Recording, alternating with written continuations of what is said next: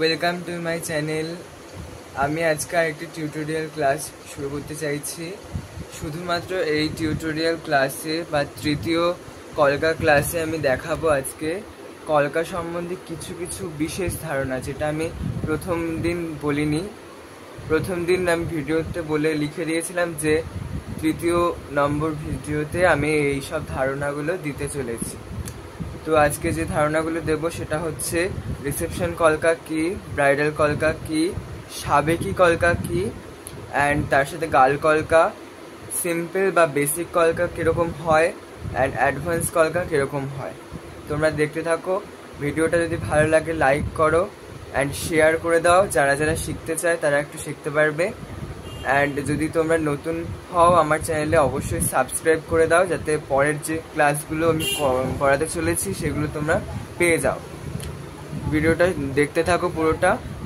তোমরা যদি কিছু শিখে থাকো অবশ্যই আমাকে সেটা শেয়ার করবে, দেখাবে আমাকে। আমি আমার ইনস্টা অ্যান্ড ফেসবুকের লিঙ্ক দিয়ে দেবো, তোমরা ইনবক্সে আমাকে জানিও।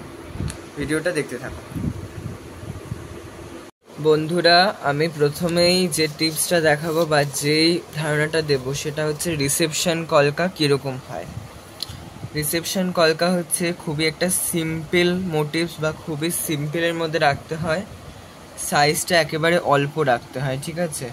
যেমন দেখো, আমরা যদি এটাকে আমাদের আইব্রু ধরি, আমাদের আইব্রুটা ঠিক এই জায়গাটা উঁচু থাকে, তাই তো, উঁচু হয়ে এদিক থেকে নিচে নেমে যায়। সো এই অবধির হচ্ছে রিসেপশন কলকার সীমিত, ঠিক আছে। তোমরা চাইলে এই অবধির করতে পারো, বা এই অবধি যদি করো তোমরা এইখান থেকে এইটুখানি, বা এই পদ্মটা থেকে এই পদ্মটা হবে, বা এই যে কোণা থেকে এই কোণা, এর বাইরে তোমরা নাপতে পারবে না, কারণ রিসেপশন কলকা এইটুখানি দেখতে ভালো লাগে, ঠিক আছে। এইটা হলো রিসেপশন কলকা। রিসেপশন কলকা সবসময় বেসিকের উপরে থাকে। অ্যাডভান্স করা যায়, বাট অ্যাডভান্স করলে খুব একটা ভালো লাগে না। তোমরা ভিডিও শেষে তোমরা বুঝতে পারবে অ্যাডভান্স কলকাটা কীরকম হয়। তো রিসেপশন কলকা আরেক রকম হয়, সেটা হচ্ছে এই যে একেবারে ছোট্ট ছোট্ট, মানে বড় টিপের সাইজে, এগুলো ছোট টিপ, ঠিক আছে। ছোট টিপগুলোর সাইডে সাইডে অল্প অল্প মোটিভস করা। যেমন এই যে এটা ঠিক কমপ্লিট হয়নি আমার, এই যে, তারপরে এটা একটু অ্যাডভান্সের ওপরে আছে, এই যে, এগুলো রিসেপশন কলকা হিসেবে ইউজ করা যায়, ঠিক আছে। রিসেপশন কলকা এরকম হয়। এটাও রিসেপশন কলকা, শুধু এখানে আমি আইব্রোটা করিনি, এখানে আরও কিছু বাকি আছে আমার। পরের টিপসে আমি যাব সাবেকি কলকা কি। সাবেকি কলকা হচ্ছে এমন একটি কলকা যেটি আমাদের পুরাতন বা আমাদের বাঙালিদের আধ্যাত্মিক মনটাকে প্রকাশ করে, বা বলতে পারো খুবই প্রাচীনকালের একটা মানে নকশা বলতে গেলে। এটা যে কোনো একটা স্ট্রোক বা ডট, এই যে ডট, ঠিক আছে, এই ডট বা যে কোনো একটা হাসুলি স্ট্রোক দিয়ে পুরো কলকাটাকে কমপ্লিট করতে হয়। আর নিচে পাতা বা ডট ডট ডট ডট দিয়ে দিয়ে নিচটা এরকমভাবে কমপ্লিট করা হয়, অ্যান্ড একটা লাইন করে দেওয়া হয় মিডিলে। এটাই হচ্ছে সাবেকি কলকা। এই সাবেকি কলকাটা আমরা ব্রাইডালের ক্ষেত্রে ইউজ করি, রিসেপশনের ক্ষেত্রে ইউজ করা যায়, বাট আমি মনে করি রিসেপশনের ক্ষেত্রে খুব হালকা কলকা বেশ দেখতে দারুণ লাগে। তো এটা হচ্ছে খুব সাবেকিয়ানা একটা লুক থাকলে তাতে এই ধরনের কলকা ইউজ করা হয়। এটা হচ্ছে সাবেকি কলকা, এটাকে সাবেকি কলকা বলে। তোমরা ওপরে ডট ইউজ করতে পারো, এই যে হাসুলি টাইপের যে মোটিভসটা রয়েছে এটা ইউজ করতে পারো, অ্যান্ড এখানে আম কলকা ব্যবহার করতে পারো। এর বাইরে কোনো রকম ইউজ করা যায় না, বাট অনেকে করে, বাট আমিও করি মাঝে মধ্যে, বাট ইউজ না করাই বেটার হবে, কারণ এখানে যা স্ট্রোক দেবে পরপর কিন্তু সেম সাইজ সেম রকমভাবে দিতে হবে। এটা আমার অনেক দিন আগেকার প্রথম এটা করা, যার জন্য আমার সবকটা সেম হয়নি। তোমরা এখানে বুঝতেই পারছো এই স্ট্রোকগুলো আর এই স্ট্রোকগুলোর মধ্যে অনেক পার্থক্য রয়েছে, অ্যান্ড এই সাইডের স্ট্রোকগুলোর পার্থক্য রয়েছে। আমি আরেকটা দেখাচ্ছি সাবেকিয়ানা, বাট সাবেকি কলকা, বাট এটা একটু অন্যরকম। এক সাইড বরাবর করেছি, এই যে আমরা ভ্রু ধরেছি, তোমরা বুঝতেই পেরেছো এই অবধির, অর্থাৎ এই যে ভ্রুটা যে আমি এঁকেছি, ভ্রুটার এই অবধির হয় রিসেপশন কলকা। আর ব্রাইডাল কলকা ভ্রু থেকে এতটা নেমে যায়, ঠিক আছে। আবার অনেকে আছে ভ্রু থেকে এতটা অব্দি নাড়ায়, নামিয়ে দেয়, আবার গাল কলকা পড়ে তো ব্রাইডাল কলকায়, তখন আবার এখান থেকে আবার গাল কলকা চলে আসে, ঠিক আছে? যেমন এই যে গাল কলকা। সাবেকি কলকা এটা আমার অনেক দিন মানে মানে কদিন আগেরই করা, এই জন্য আমি এরকম ফিনিশিংটা পেয়েছি। প্রথম এরকম ফিনিশিং পাইনি, কারণ আমি প্র্যাকটিস করিনি। সাবেকি কলকাটা আমি প্র্যাকটিস করিনি প্রথম দিক থেকে। এই যে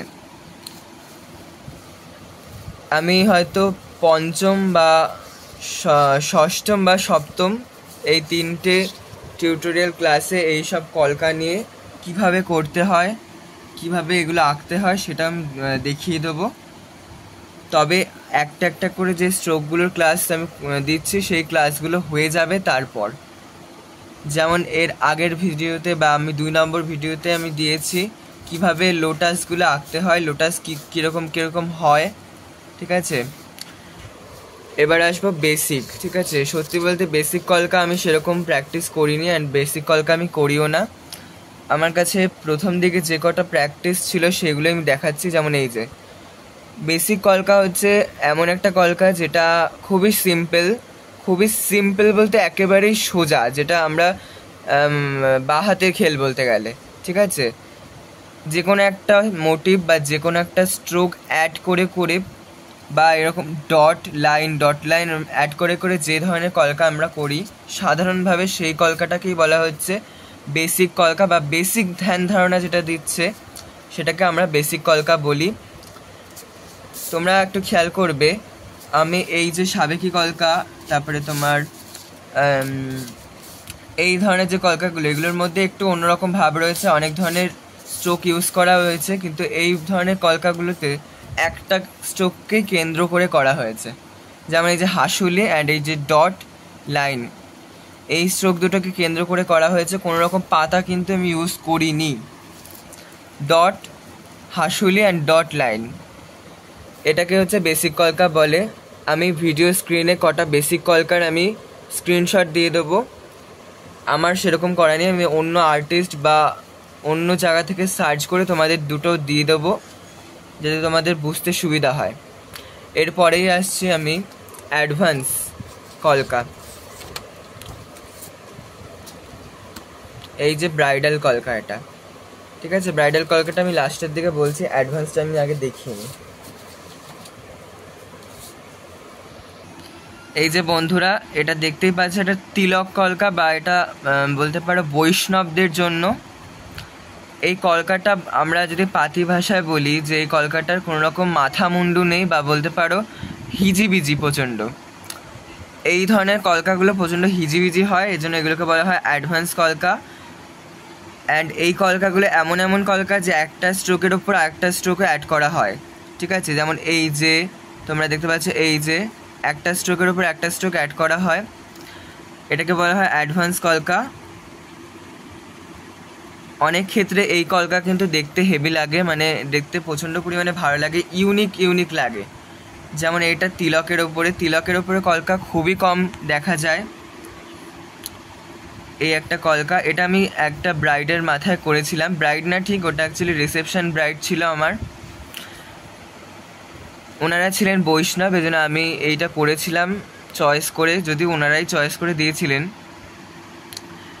এটাকে বলা হচ্ছে অ্যাডভান্স কলকা। এই ধরনের অ্যাডভান্স কলকা আমরা ব্রাইডাল কলকাতেও পাই অ্যান্ড রিসেপশন কলকাতেও পাই, দুটো কলকাতে আমরা এই ধরনের কলকা করে থাকি।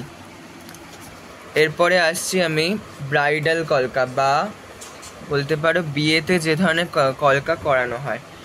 এই যে আমরা যদি এই যে লাইনটা যে যাচ্ছে এই লাইনটাকে ভ্রু ধরি, ভ্রুর উঁচু জায়গাটা হচ্ছে এইখানটায়, ঠিক এই লোটাসটার জায়গায়।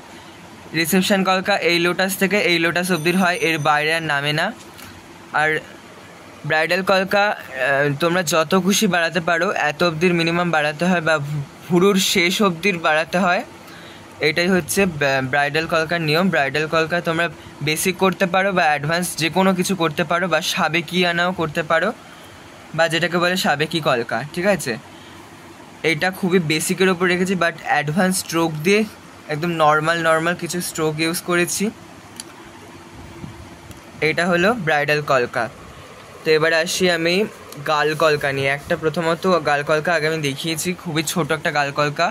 এই কলকাগুলো মিনিমাম 5 থেকে 6 সেন্টিমিটার সাইজে করতে হয় প্র্যাকটিস। তোমরা যে কোনো কলকায় প্র্যাকটিস করার আগে অবশ্যই মাথার যদি কলকা প্র্যাকটিস করো, এই যে ভ্রু টাইপের, এটা টেনে নেবে আগে, মানে এই ভ্রুটা এঁকে নেবে মাপ মতো। দেন তোমরা যদি, আমি যদিও শেষের ভিডিওতে আমি দেখিয়ে দেবো কী করে গাল কলকা করতে হয়, সেই ভিডিওতে তোমরা আবার বুঝতে পারবে যে কতটা মাপ নিয়ে বা কতটা সাইজ বুঝে কলকা সাইজ দিতে হয়। বা খুব বেশি তোমরা হয়তো ভিডিওতে দেখে মনে হচ্ছে খুব বড় এটা, কিন্তু খুব একটা বড় না। খুব বড় করলে ভালো লাগে না দেখতে, আবার খুব ছোট করলে ভালো লাগে না দেখতে গাল কলকা। এটার মিনিমাম সাইজ 6 থেকে 7 বা 5, ঠিক আছে। এইটা একটু বড় সাইজ আছে, বাট এটা আমি কোনো ব্রাইডকে এখনও ইউজ করিনি। এটা অনলি আমি প্র্যাকটিস করেছি একটু বড় সাইজ। দেখো তোমরা, অনেকটা বড় আছে এটা। এটা প্রায় আমি বলতে গেলে 8 থেকে 9 সেন্টিমিটার সাইজ আছে এটার। এটা অনলি আমি শ্যুটের জন্য নিয়েছিলাম, ফটো শ্যুটের জন্য। এটা যদিও কপিরাইট করা, একজন কলকা আর্টিস্টকে কেন্দ্র করে করেছি, ঠিক আছে, কপিরাইট করা এটা। তো এই হচ্ছে গাল কলকা, যেটা গালে অ্যাপ্লাই করা হয়, গালে আঁকা হয়। অ্যান্ড এটা অ্যাডভান্সও হতে পারে, বেসিকও হতে পারে, দুটোই কিন্তু অ্যাডভান্সের ওপরে আছে, ঠিক আছে। যেমন এই যে অ্যাডভান্স ফুল ইউজ করা হয়েছে এক্সট্রা, ঠিক আছে। এটা যদিও বেসিকের ওপর কিছুটা রয়েছে, বাট অ্যাডভান্স এটা, কেননা ফুল ইউজ করা রয়েছে অ্যান্ড কিছু হিজিবিজি আছে এটার মধ্যে।